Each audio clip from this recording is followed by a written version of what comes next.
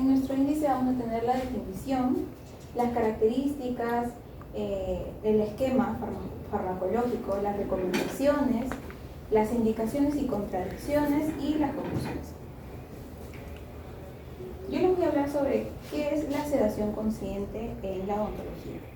La sedación consciente en la odontología es una técnica que se va a utilizar en nuestros pacientes que nuestros pacientes van a sufrir una depresión de la conciencia, que va a ser inducida por fármacos. Van a tener también la capacidad de, por más sedados, van a tener la capacidad de responder a estímulos, sea verbales o estímulos de presión leve. También van a poder autoventilarse, van a presentar reflejos de protección, protectores. Entonces, por más sedado, por eso se dice sedación consciente, porque van a estar conscientes, van a tener reflejos, van a tener estas características. Y algo muy importante es que va a ser una herramienta valiosa debido a que va a tener efectos ansiolíticos. Como ya comentó el profesor, esto va a reducir o minimizar, por así decir, la ansiedad o el miedo en estos pacientes. Hay varios pacientes que son nerviosos, presentan mucha ansiedad. Entonces, esta sedación consciente va a disminuir estos efectos que algunos pacientes sufren.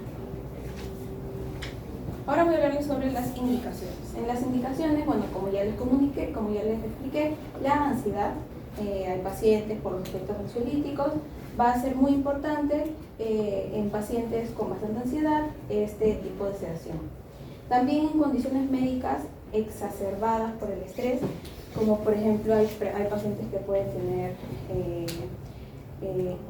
pueden ser hipertensos, ¿no? O presentar cuadros de epilepsia. Entonces va a ser más complejo a nosotros al momento de hacer procedimientos odontológicos, por lo cual este tipo de sedación va a ayudar a minimizar estos movimientos, estos cuadros que puedan suceder en un momento de un procedimiento odontológico. Pacientes con discinesia es cuando hay pacientes que tienen movimientos involuntarios, como pacientes con el síndrome de Parkinson. Podemos tener pacientes con esa enfermedad, con ese síndrome, y también la sedación consciente va a ayudar de una manera eficaz a disminuir, por así decirlo, estos movimientos.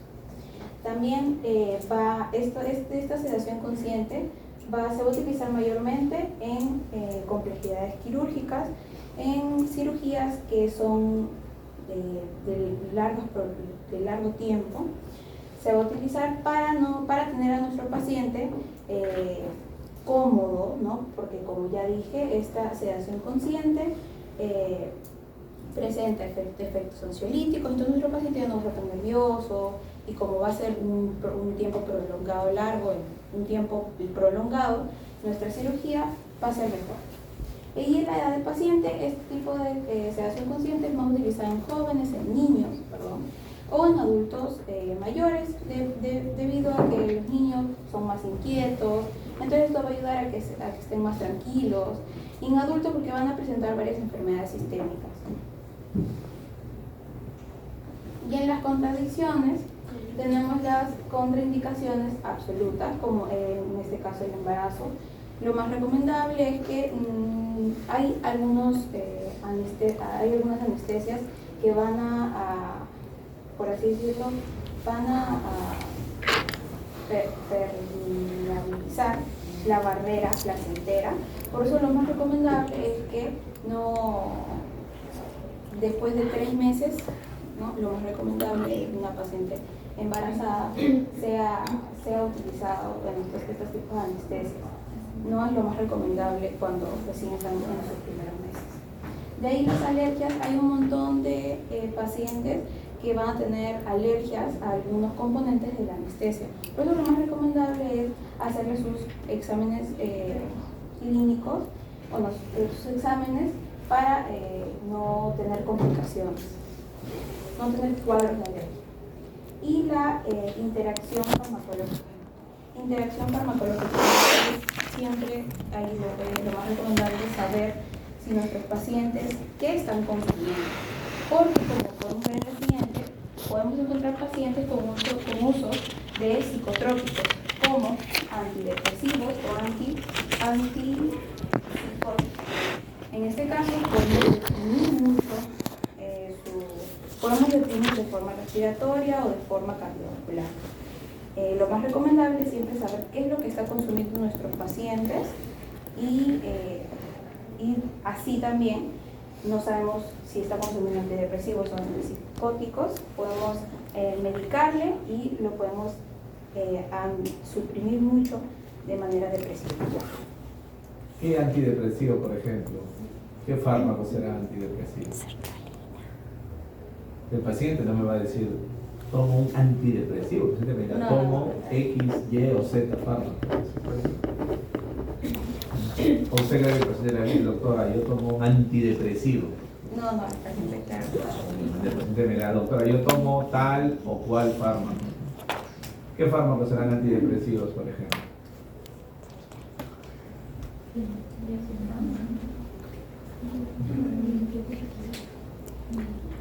De hecho, que tiene que haber encontrado algún ejemplo.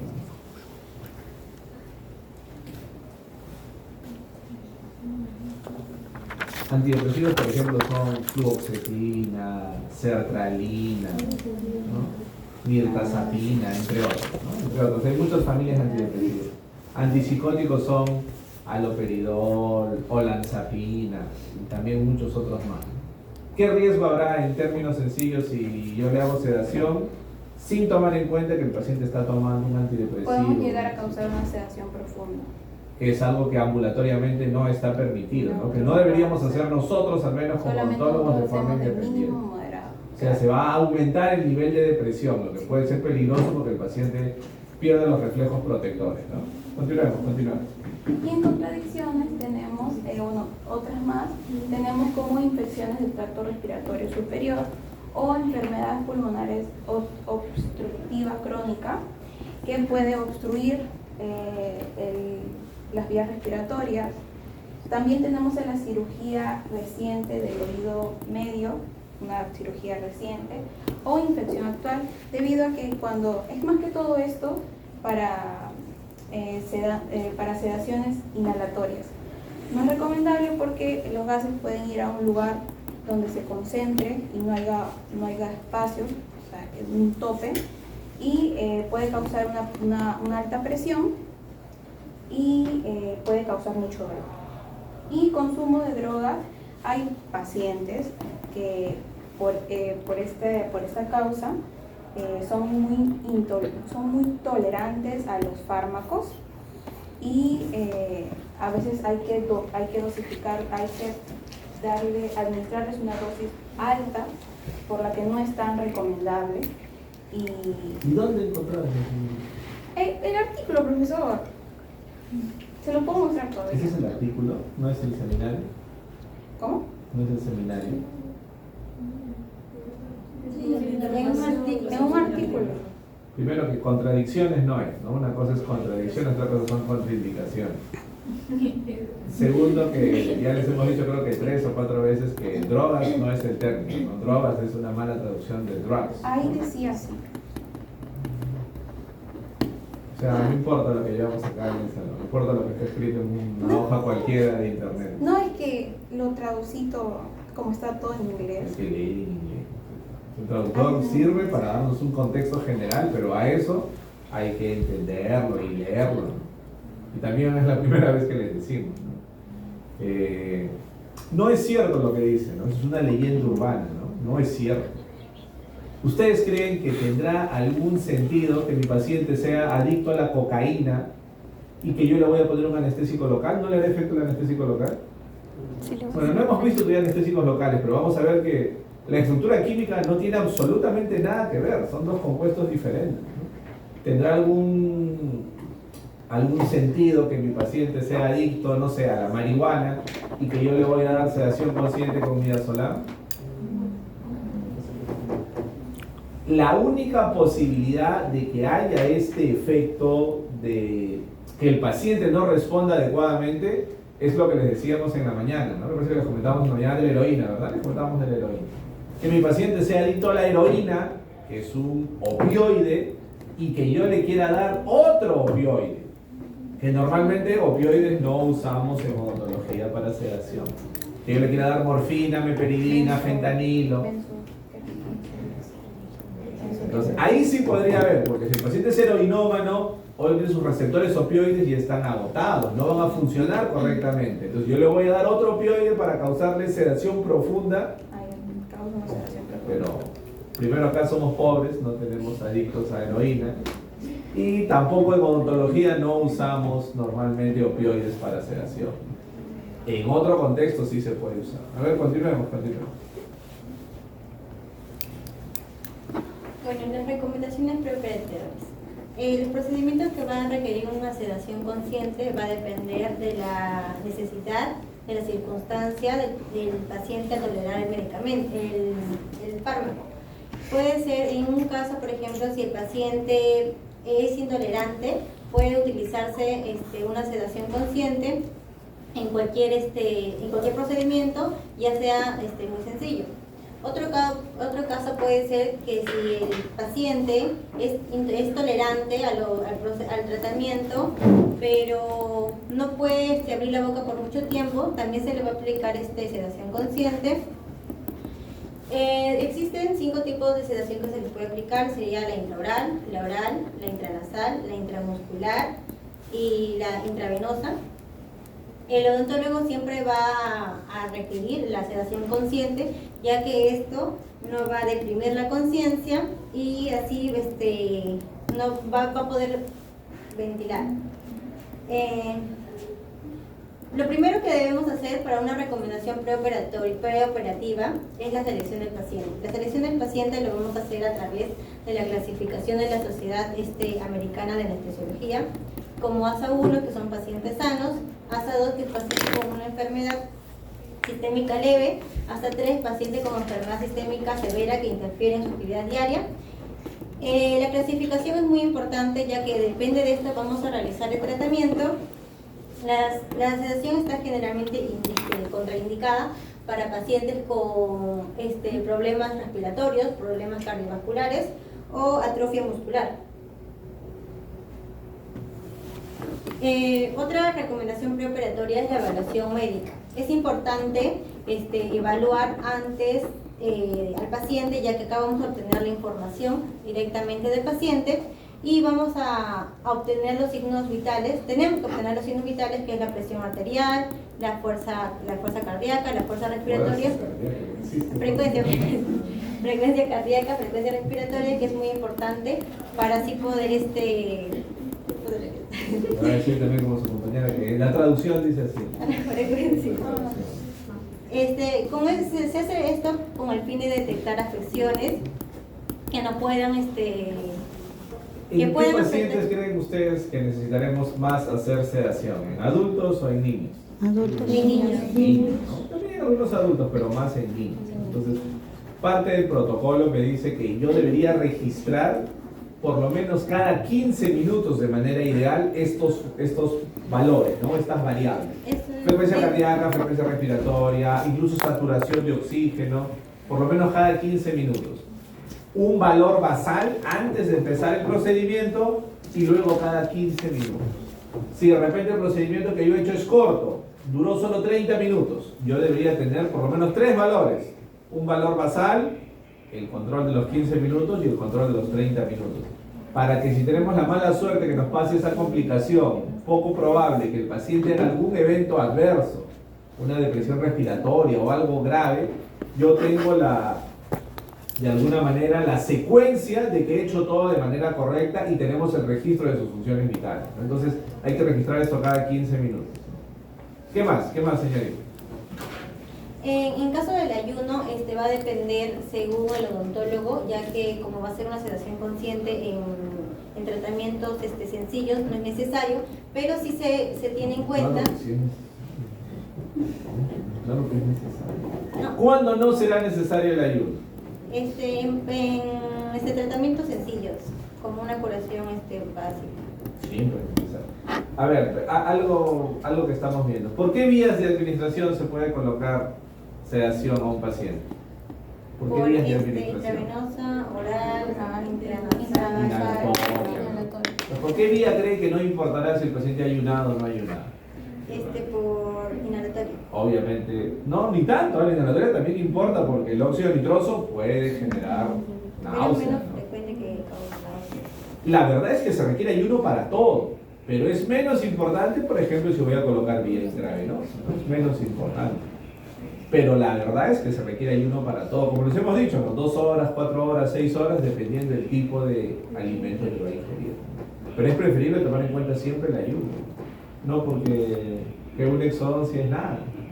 Es un procedimiento que requiere que el paciente de repente es muy ansioso, no tolera el ingreso de la aguja, la promoción del anestésico local. Entonces sí se requiere ayuno, ¿no? La fuente, sí, es la misma fuente que la de su compañera, ¿no? Hay que reportar esa página por engañosa. ¿Sí? Bueno, el ayuno iba a Wikipedia. depender. No. En mi época, Le puedo hace pasar 20 años, eso. cuando estudié pregrado, había una página que se llamaba, no te voy a ofender, pero la página se llamaba Rincón del Vago, se llamaba la página. ¿Existe todavía? Donde uno encontraba ya monografías hechas, ¿no? Resúmenes hechos. El Rincón del Vago. No digo que haya sacado de ahí por si acaso, ¿no? Pero había así información muy inexacta. Continuemos, por favor, continuemos ahora. Entonces ya sabemos que eso no es correcto. El ayuno siempre es importante. El ayuno, bueno, iba a depender de 2 a 3 horas para evitar exactamente náuseas o vómitos que se puede ocasionar. Claro. También es importante brindar un consentimiento informado al paciente, ya que acá vamos a detallar todo el procedimiento que vamos a realizar y así proteger al odontólogo y al paciente que se va a tratar. Recomendaciones intraoperatorias. Acá igual lo que vamos a hacer principalmente va a ser el monitoreo del paciente, seguidamente igual evaluando la fuerza respiratoria, los signos vitales y también vamos a ver el nivel de conciencia del que tiene el paciente, ya como que es una sedación consciente, el paciente debe estar consciente y poder interactuar con el odontólogo. También es buena la oxigenación, ya que en procedimientos dentales se puede producir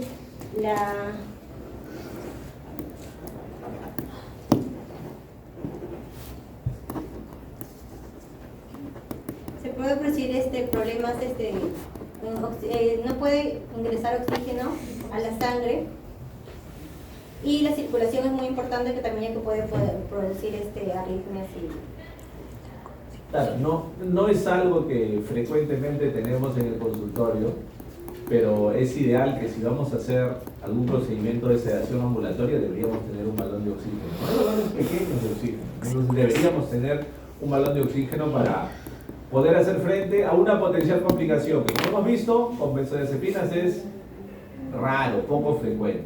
Pero si el paciente empieza a desaturar, debemos estar preparados para poder pasarle oxígeno. ¿Ya? Ok. Siguiente. Para dar una recomendación postoperatoria tenemos que evaluar la conciencia. El paciente debe estar consciente, debe tener la capacidad de estímulos, ya no debe presentar ningún tipo de mareo que pueda afectarlo y se debe, después de la postoperatorio, debe permanecer de 30 a 60 minutos para que pueda pasar esta respiración. También indicamos que una dieta blanda o líquida durante las primeras horas después del postoperatorio.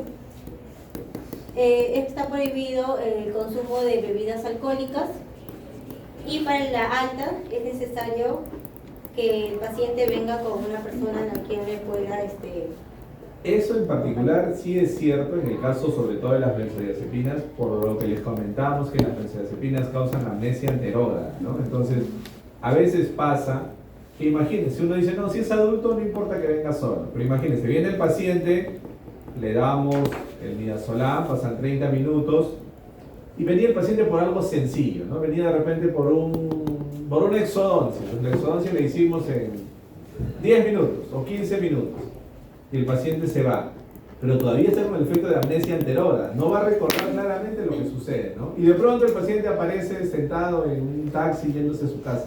Entonces, hay una parte del tiempo en el cual el paciente va a tener un recuerdo muy borroso, no va a tener un recuerdo claro de lo que sucedió.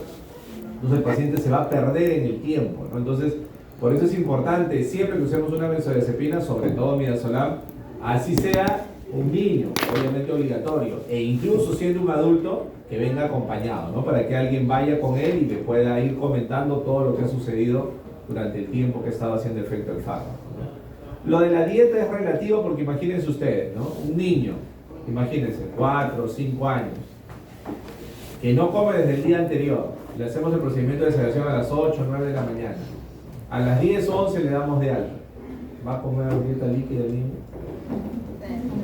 Obviamente que no sea el otro extremo, ¿no? No va a comer algo muy abundante, no se va a comer 1 kilo de chicharrón, ¿no? Algo muy copioso, no. Pero una comida ligera, ¿no? No líquida, sino una comida ligera. Pero de hecho que va a estar con hambre, porque no come desde el día anterior. ¿Sí? Con criterio, eso va a depender mucho, como les decíamos en el caso anterior, en otros procedimientos de sedación se usa opioides, y los opioides sí causan náuseas, entonces hay que tener cuidado con eso. Cuando se usa opioides sí, más restricción con la alimentación postoperatoriamente, pero nosotros no usamos opioides para sedación. ¿Ya? Siguiente. Ya, con respecto al esquema farmacológico para la sedación consciente, se encuentra el midazolam, que es una benzodiazepina usada por su rápida acción y por su corta duración. Como pueden ver, hay varios tipos de administración: vía oral, vía intravenosa, vía nasal, vía endovenosa. El inicio de acción es de 2 a 3 minutos y su duración es de 30 a 120 minutos. Obviamente para